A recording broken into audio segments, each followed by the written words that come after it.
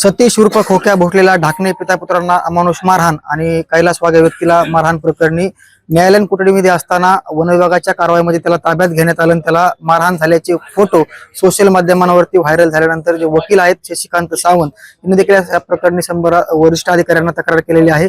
माझ्यासोबत खोक्याचे वकील आहेत शशिकांत सावंत। काय प्रकार घडला होता आणि काय नेमकी माहिती आहे? 2 गुन्ह्यामध्ये खोक्याला एमसीआर झाल्यानंतर एक 7-8-10 दिवस मध्ये गेल्यानंतर वन विभागाने काल त्यांना ताब्यात घेतलं। ताब्यात घेतल्यानंतर प्रथम त्यांनी मान्य न्यायालयासमोर त्याला हजर करणं आवश्यक होतं, पीसी मागणं आवश्यक होतं आणि त्यानंतर चौकशी करणं आवश्यक होतं। पण असं काही न करता ताब्यात घेणं, ऑफिसला नेणं आणि त्याला 3rd डिग्री देणं हे अधिकाऱ्यांनी सुरू केलं। त्याच्या पाठीवर वन आहेत, त्याच्या पोटावर वन आहेत, त्याच्या डोक्याला लागलेलं आहे। अशा परिस्थितीमध्ये कुठलाही पीसीआर नसताना, मान्य न्यायालयाची कस्टडी नसताना ताबा घेणे आणि लगेच मारहाण करणे, त्याला प्रेशराईज केलं, या लोकांचं नाव घे, त्या लोकांचं नाव घे, या पुढाऱ्याचं नाव घे, त्या पुढाऱ्याचं नाव घे, जे की चुकीचं आहे। म्हणजे तुम्ही सुरुवातीला त्याला कोर्टासमोर हजर करा, न्यायालयाकडून त्याची कस्टडी घ्या आणि कस्टडीमध्ये तुम्हाला जो काय तपास करायचा, जी काय चौकशी करायची ती करा।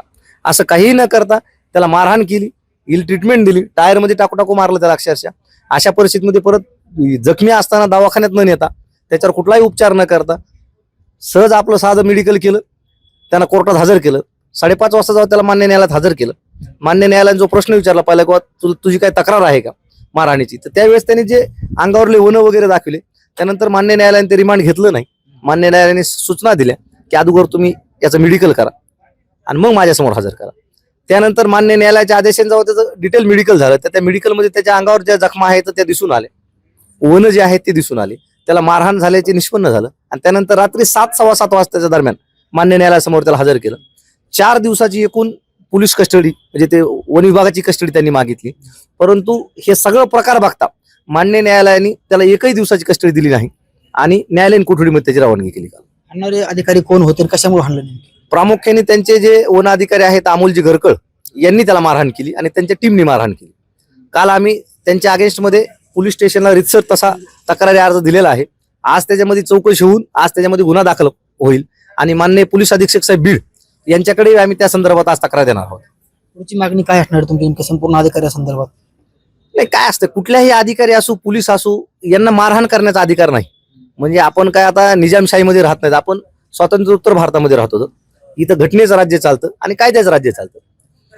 3rd डिग्री देणं, टायरमध्ये टाकून मारणं किंवा बर्फाच्या पाण्यात त्याचं मुंडकं बुडवणं ही पद्धत आता जी आहे ती राहिलेली नाही। त्यामुळं जे केलंय त्यांनी ते चुकीचं केलेलं आहे, त्यामुळे त्यांची सजा त्यांना मिळणार।